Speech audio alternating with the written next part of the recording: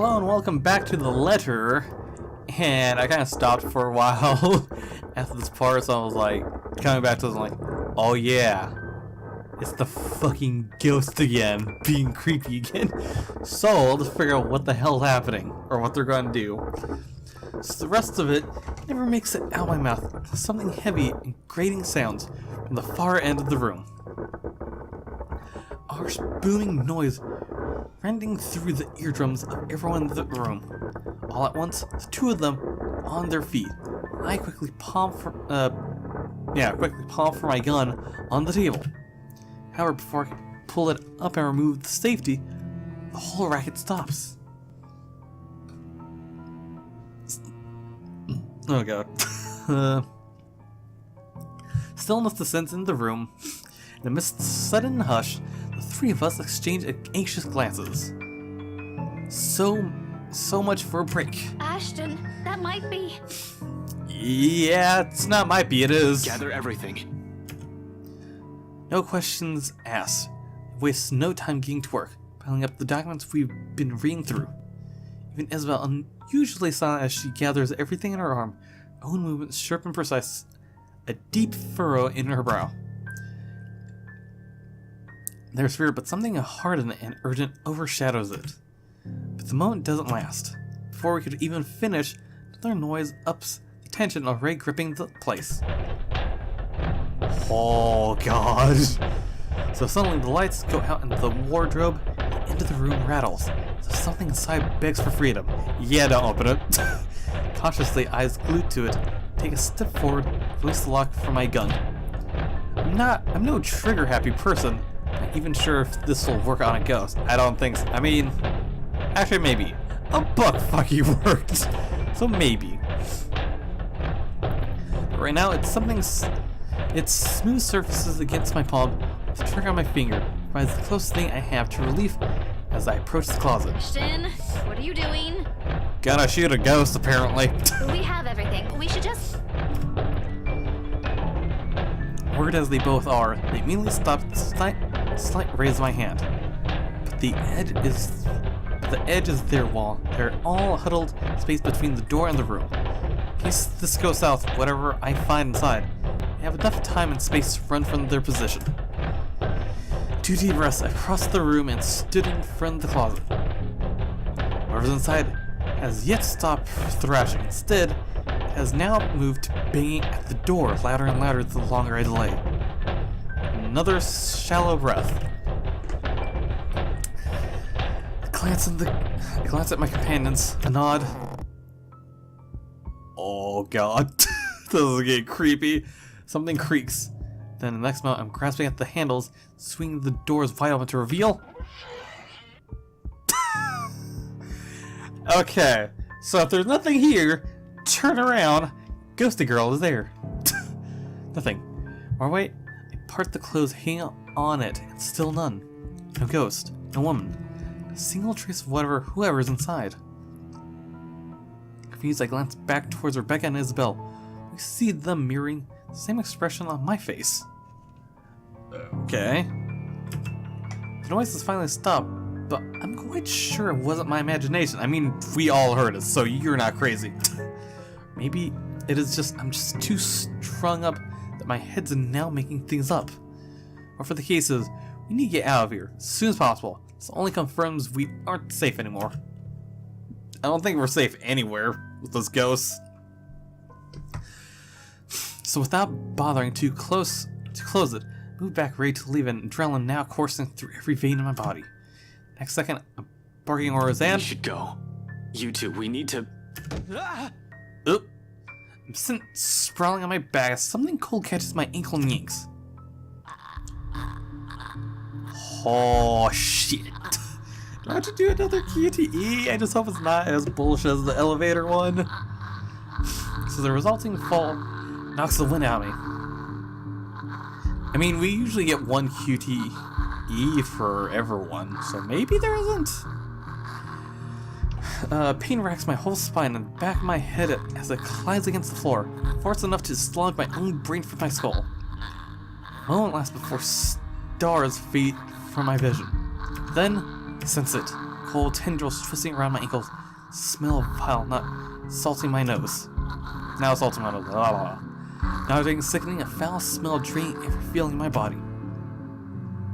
The moment her horrid laughter, still as unpleasant and vicious as the last time I've heard it, reaches my ears and my ears snap open.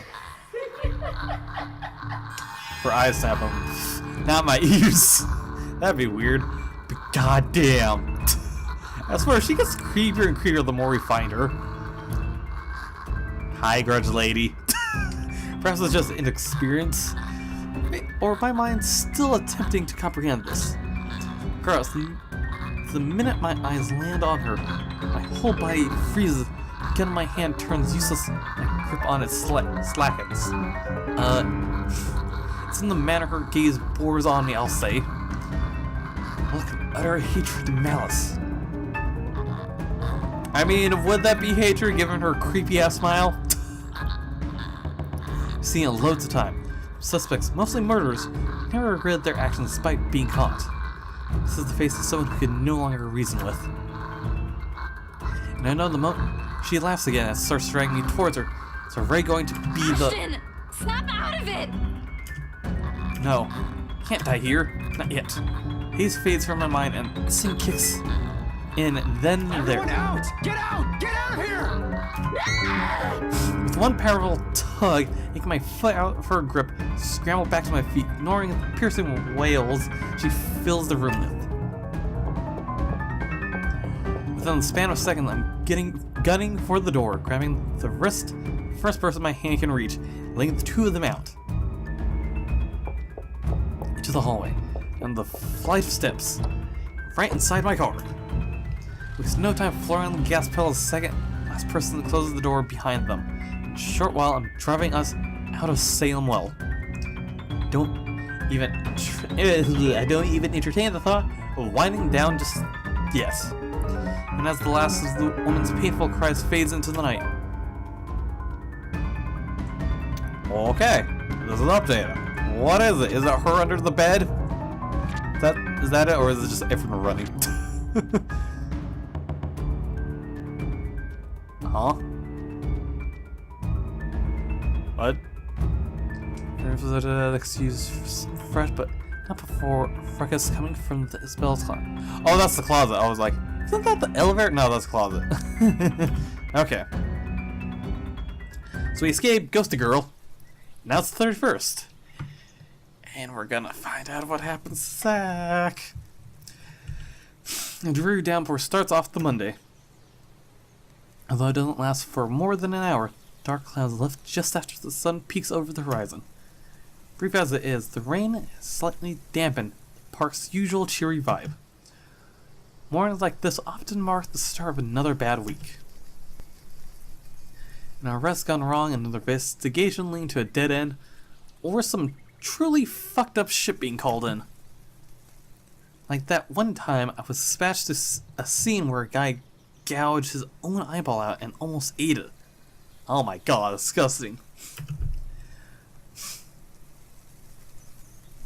Was a few chews away from swallowing it. In fact, lost my dinner that day. Fun times. Of course, I doubt anything can top getting cursed by a damn chain letter of all things. This is the sort of stupid thing people pass along as a prank through emails and text messages, for fuck's sakes. Ghost chasing after you just puts the icing on the cake. So far, all you've done is run, snoop out, and read stuff and run again. It frustrates me to no end how we are still no closer to an answer. Even my car reflects the state my mind is in. Photocopies of documents litter every available surface. Scattered all over the place, spilling from the passenger side and into the back seat, making an entire mess of what little space there is. So did everyone just like sleep in the car?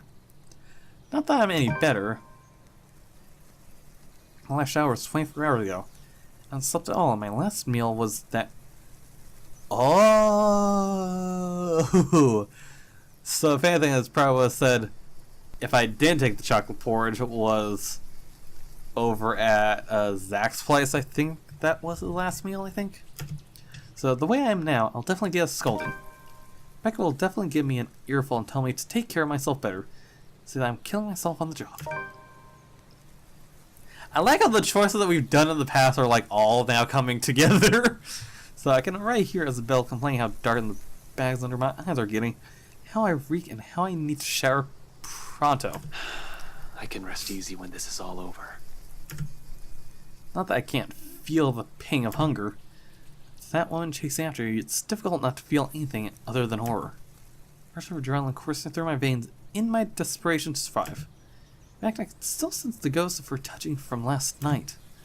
Bony digits would tightly, her bony digits wound tightly around my ankle. That horrid smile she has on her as she pulls me closer. I'm just glad I haven't had nightmares playing this game, given how creepy she is. So the memories enough to send shiver up my spine, make me antsy. Perhaps the only comforting about this is the sight of my gun nearby. My dashboard sunlight glints off Ophelia's surface. Oh, so he's named it. So normally I keep it hidden in a compartment. That's where police regulation only allows authorized people to carry firearms. Even those are limited. I do have the authorization, but I never really saw the need for its use. The standard issue tasers are more than good enough to incapacitate anyone.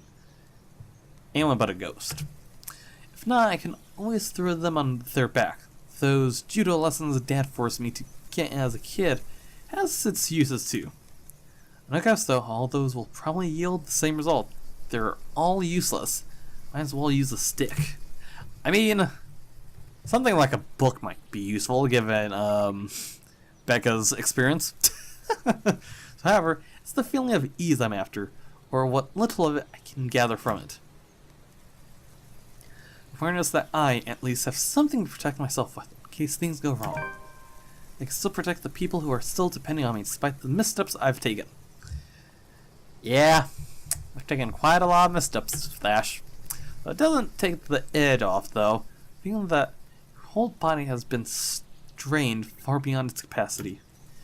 Frankly, I'm already running out of steam. The only thing pushing me right now is knowing someone's still depending on me. Oh, because if we killed everyone beforehand, you can throw and say that. So the stretch is still in order, though. I've been sitting here since last night. Soon I step out of my car, closing it behind me with a thud as I take in my surroundings.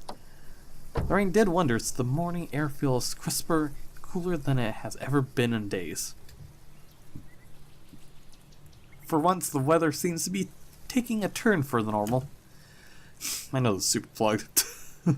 So I breathe. So looking for normal in the distance beyond the buildings, linger the horizon, dark clouds are blowing in. A storm might be due this evening, give or take. Shame for the people looking forward to Halloween tonight. Oh yeah, because the 31st of Halloween. Oh yeah. I'm just not sure whether this is something I could look forward to as well. So I bask in the charge it brings. Inhale, exhale, breathing in, taking in the peace as if it'll be my last. But as with all good things, quiet shortly comes to an end. Not necessarily a bad end. Chatter reaches my ears, halting my movements. Sure enough, when I glance up, I find them, Becca and Isabel, just as they've entered the park grounds, bags of convenient store food in hand. After last night's fight from Salem Well, you've elected to stay the night here, unsure if our homes will still be safe.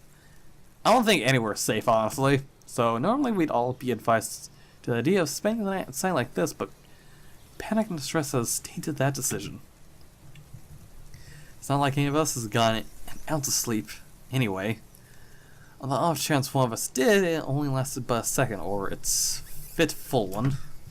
But looking at them right now from afar, it's easy to mistake them for just a group of friends on a day out. Isabel is gesturing wildly with her arms as she talks. Something fun or amusing, probably because it's soon followed by Rebecca's giggles. Voices fill the atmosphere with light air, temporarily easing off the disheartening mood. It's easy to pretend we're not knee-deep in a life-death situation the way they're acting now. Easy to forget one of us is being framed for a crime likely he didn't commit. Ugh. If anything, it's only their appearance that betrays that mask. Slightly deceitful, bags under their eyes, and an exhausted curve in their shoulders, dragged footsteps. The closer they get, the more obvious these signs are to the naked eye. Becca passes an energy drink my way the moment the distance allows it. Isabel hands me the other bag she's holding, before seating herself on the edge of the fountain. The scent of warm food immediately wafts from the bag when I open it, carried further by a passing breeze. Whatever sweet sauce they drizzled over this pork wannabe smells heavenly. I mean, after not eating for so long, or at least a proper meal, I mean, anything would probably taste or smell great. At least food-wise. So hell, even the sorry-looking vegetable seems appetizing. Despite myself, without even checking exactly what this is, hunger swiftly takes over every rational thought. Dig in without waiting for them to start.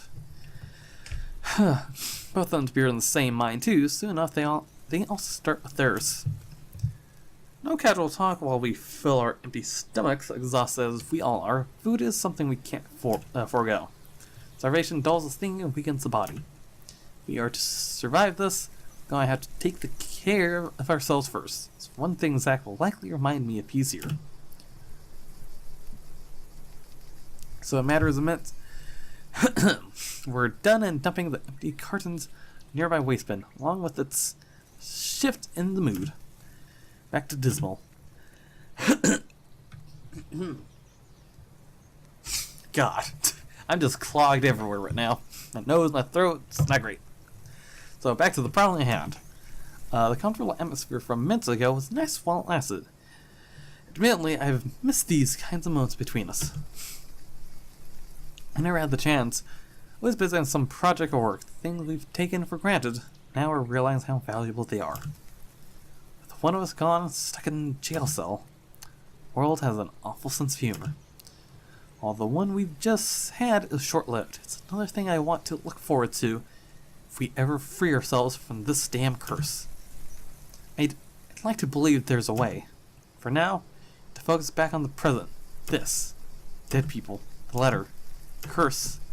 It's not simply to bring these up, but necessary. What now? Where do we go from here?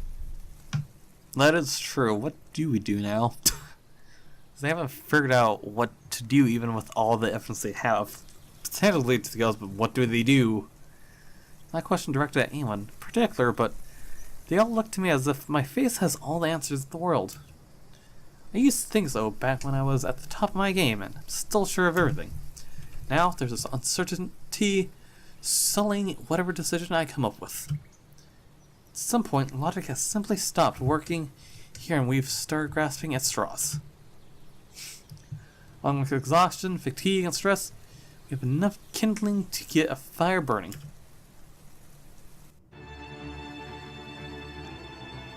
Huh? Not so pleasant kind of fire. Well, first, we can't just stay here. That much is obvious. But we can't just keep running like this either, Becca. Sooner or later, she'll... They quickly get in an argument, my god. As if we have a choice. We can't even go back to our own homes because that thing might get us. No, we're safe. But dying is the last thing I want to do right now, Isabella. I mean, she has a point. I doubt anywhere is safe, but I mean, doing nothing will still get them killed. Not to a stupid chain letter. You were too gullible to pick up, bring with you, and show to everyone. Okay, so we're doing the blame game. I didn't do it on purpose. Becca, had I known, I wouldn't have... You two. Now's not really the time to be shouting at each other. I'm already getting a headache, so if you guys could calm down, that'd be really great. Well, isn't that rich coming from you? Whose side are you on, Ash? Oh, please don't tell me Why I does gotta anyone pick. have to pick a side? You're a rational person, Becca. You know we can't just say it's her fault. She did warn us not to open it, and That doesn't exempt her from any blame. She's still largely responsible for it. I mean, it's still your guys' fault too, though, for not believing her. And you're not? I didn't say that. Do you really think I don't blame myself for this as well? I tried to warn all of you. None of you listened. Now you're blaming me for something I kept telling you guys since day one? You're just as responsible for this as I am. So now you're throwing it back at us? We wouldn't even be having this problem if you're... Cut this out, okay? This isn't the time to have some dumb argument. If you don't want to get caught in it, then stay out of this, Ash. I mean, he's in the middle of this, and they're all stuck in it, so... Oh no, Ash! Don't stop her. Let her say it. I'm sure she has plenty more to say. If I didn't know any better, she's all ready. You know, I have a feeling if we had Zach, we wouldn't be in this position. I'm just saying. Already what? You want me to say it? Out loud? That I find you in this whole thing? All right, that's enough! Both of you, stop this! No faltered silence at my words, and an awkward, stiffening mood descends between the three of us. I do not mean to shout, snap at them to add to that, kindling. Not a moment when anytime, anywhere she might get to one of us. We're all in the same boat, yet here we are playing the blame game. Yep. Little by little, we're falling apart, giving into pressure to the bleak situation we're trapped in. Does that ghost mean for this to happen? Divide each of us? Each of us so she can pick us off one by one right after? Who knows? Anything's possible now if her kind can exist. The fire burning between us rising as high as it does now. I'm afraid, deathly afraid, that the possibility might come sooner than I figure all this out. Fuck, I still can't think straight. Can't even believe the next words coming out of my mouth. Now everyone, I have to be the one saying these to them. There's more than our forte than mine. There's more their forte than mine. Keeping the peace. I mean, that is true. place sitting, everyone, while I unintentionally aggravate people, badly chosen words. Funny how fast the tables have been turned after just one unfortunate incident. How am I even supposed to cope? If we all want to get out of this mess in one piece, we're gonna have to cool our heads first. Okay.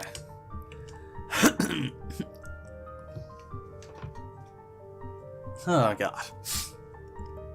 So anyways, so now we have another event on the 31st, and then this might either be like the epilogue or the last day when shit goes down. So before my temper flares, I walk away and slide back into my car. Door slams with more force than needed. I like to blame it on the pent-up anger boiling up in me. I'm not even sure what or who I am angry at. Ghost, at them, or maybe at myself for being this useless. Despite none of them saying it, I know. God damn it. They're still counting on me. Despite my failures, it's a very harsh word I've uttered, or how unbearable I can be as a friend. It's there when the tension after the argument finally breaks in. One by one, they follow me and get in the car. Some concerned glances they shoot my way when I start the engine without a word and drive off. It's in their silence, a heavy gift, their unwavering trust. Yes, it's one I'm more than willing to carry, even though my own exhaustion will only keep them safe. Say of 68,000 strangers, they're the only ones I have left. Though in all seriousness, a good rest is still our best bet for now. So, thinking with an exhausted brain is almost as good as running around in circles. Might as well just throw ourselves at the ghost and be done with this. Local Irish pub may not be the best place to hang around when one hasn't slept a wink or you're stressed. More often than not, it's loud. Sometimes the music played by drunkards grates the ears, and the whole place smells like piss on a bad day. On all, it's a very definition of the last place I'll hang around after a wakeful night, but it's safe. More as safe as it can be with G's security watching the place. Makes it easy to find help, in case you find yourself in a tight spot. The place being owned by a person I've implicitly placed my trust on provides some semblance of comfort too. Gregor? Bartender G, or just G to his regular patrons, might be rough on the edges. Sometimes a bit too rough for a man serving drinks behind the counter, but he belongs to the good folk of the city. If there's anyone in this place I can rely on to look to people important to me, it's probably him. He means well, surprisingly, despite his surly demeanor, cares to some extent for people he likely only sees once or twice a week or on a bad day. Not the best job in the world, in my opinion, but that's exactly it, isn't it? In wine, there is truth. Alcohol, in this case, loosens the tongue, forces one to let his or her guard down. However, inhibitions one has, it all flies straight out the window after a few glasses. It's made me observant too. Always has one or two things to say about someone or something. Most of the time, it's me, opinionated ass. But God knows how many times I've asked for his help. When I'm met with a dead end in a case where I'm in trouble. This time I'm no different. Well, we're back here again. It's certainly been a while since we've been at this bar, so I expected the moment we show up, he's kind enough to offer us a room at the back of the shop. A single look at my face, I don't even need to say anything. Next thing we know, he's laying us in. No questions asked. Maybe it's also for this reason why I find myself drifting towards his station hours later, after having gotten that much needed shut-eye. Newly washed drinking glasses and tumblers line in the counter surface when I enter the room. And the bar, he's busy wiping each of them clean, likely prepping it for tonight's uses. Briefly, he glances up at me once I claim one of the empty stools and grab a rock glass sitting closest to my elbow. Turning absent-mindedly in my palm just to keep my hands occupied while my brain's busy, still trying to make sense of everything. Even at a dead hour, with only a few patrons miling about, this place still smells strongly of liquor. Honestly, I've never grown fond of it. Regardless how many times I've made a trip or sat here, same spot, just talking with the old man. I've never been fond of drinking in the first place. Yet only it's the nasty odor of a brewery that helps clear the mind this time. Along with the lack of stoutness, I can't speak. The establishment's usually hubbub in the occasional clinking of glasses. Even more bizarre is that, though my lack of words, G doesn't say anything. Although it's clear from the way his is curved up in a tight frown that he has questions. A bucket load of it, he wisely keeps it shut. Instead, he simply focuses back on his work, rinses, wipes, stashes away, repeat, going through God, my throat. And my nose. Going through the motion, such familiarity, it's almost a trance. Watching its precise movements quietly like this, with these thoughts swimming inside my head, easy to lose track of everything around me. One solid lead on this, one possible way to sort this out. But, will it work? Especially if my assumption's correct and that the research Zach was there yesterday morning was because of this curse. Something must have happened there for him to see the need to look into it and break inside that place. I mean, again, we didn't exactly break in, it was just open. What if the couple has fallen victim to the curse? It doesn't fall outside the realm of possibility. I've been so biased I even think that they might be in danger as well. But during the open house, Isabel, they might have seen the letter. And fuck. Stupid. Some fucking detective I am. It's likely the moment when Cooper saw it. The logic holds to hurry there right away, and if there are answers anywhere, would be there, should be there, where all of this fucking mess started. It's not only my life on the line here. There are others. What happened to us and won't wish it on anyone else, no matter how much I loathe them. Or how complicated all of this has suddenly become. The letter, the woman, the mansion, and how there are those voices lacing venom inside every crevice in my head. Remembers that jeer, scoff, and deride whenever an opponent presents itself. It's because you didn't listen. Oh, Jesus Christ, what? It's all your fault. Why won't you believe me? Is it supposed to be Isabel? A reminder of what I've failed to do and of who I've failed. At some point, they all began to blur together, twinning and coiling, record image and memory of her seeking the forefront of my mind. No matter how much I refused to remember the fear I felt then, push it as far back as I can, the visions come to me like a deluge. before I know it, before I could drown, another voice pulls me out. You doing good there, boy? Nope. His hand on my shoulder, gripping it tightly and giving me a light shake. There's relief in his face when I finally look up at him, although his frown appears more distant than the concern in his eyes. It's deeper now, marred with worry and agitation. He does let go when I offer him a small nod, but the Fiero, god dang it, I suck, between his eyebrows and never leaves his face. He always has a knack of reading people, after all, even someone who could be as closed off or distant like me. And all the time I spent in the forest, there's only one other person who's as keen as this old guy, the chief. I mean, they look very similar. I'm just saying. Funny and weird to some degree. Pointing out to him so many times before how much they look alike. Yup! Only for the observation to be brushed off with a vehement tone. Never brought it up again after the third time out of respect for the guy. Whatever it is, it's clear it's something he doesn't want to talk about. Maybe they're somehow brothers and they don't like it. So why push, right?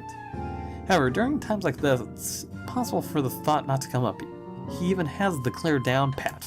After his wordless scrutiny, I feel like a damn rookie again. You're looking a bit green. Sure you got plenty of rest back there? You were only out for an hour or two. Wouldn't hurt to try and get some sleep. I'll keep an eye out. No need. Don't worry about me. I won't be able to get some sleep anyway. Not with her face, still a clear picture in my head. I heard that from you before. Not buying it. What's the story this time? Not something you probably believe. This as bad as that case with the guy who ate his own eyeball. I wish it were. Jesus, stop reminding me. I hated that case. If I didn't know any better, I'd say you get a kick out of telling people about it. It's useful, you know, for blokes who don't know their limits.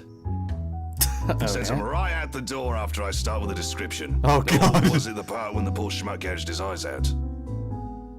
Nasty, awful, icky stuff, and it gets the job done. Like I said, useful.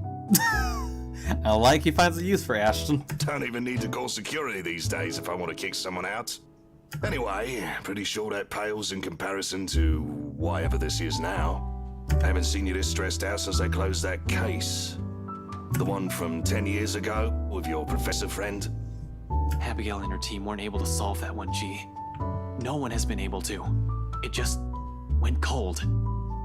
Same difference. But what do I know, eh? I just serve drinks, listen to people's problems and their whining, then make sure they get home safe afterwards.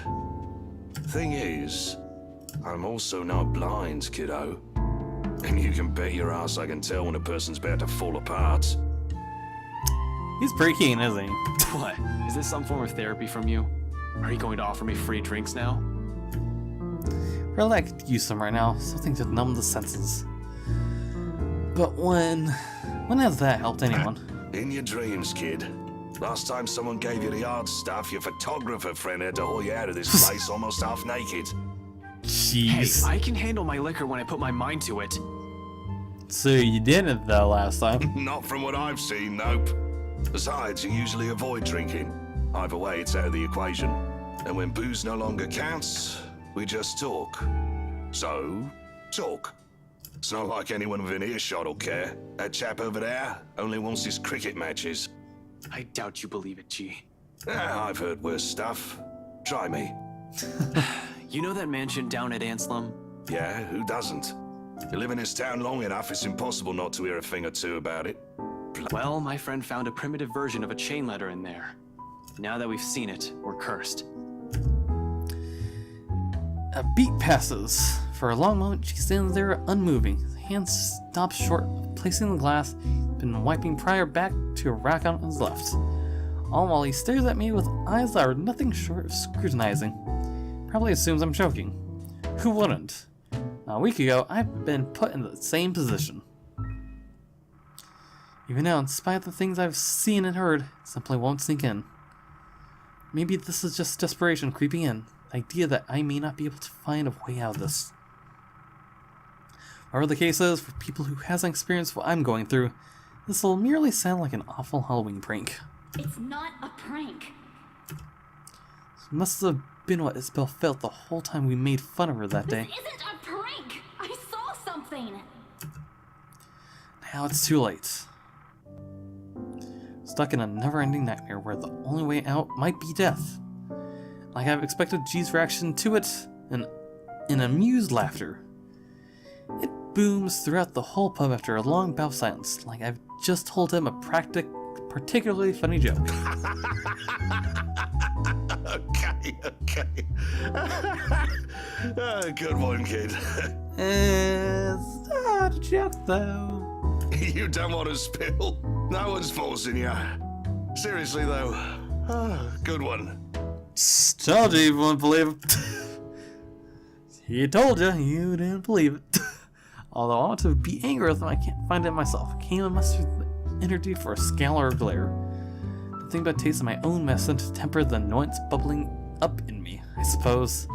The end, echoing her words, the best I can do. It's not a joke. Yeah, all right. Good luck with that. You're on your own. Yep. Here, I thought you didn't have an ounce of humor in that body.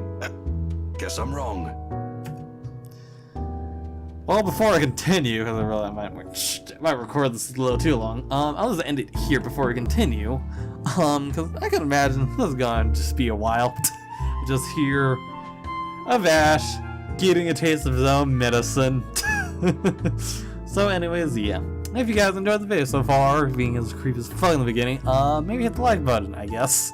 If you want to see what's going to happen next and how this is going to end, maybe go hit the subscribe button to be notified of anything I do.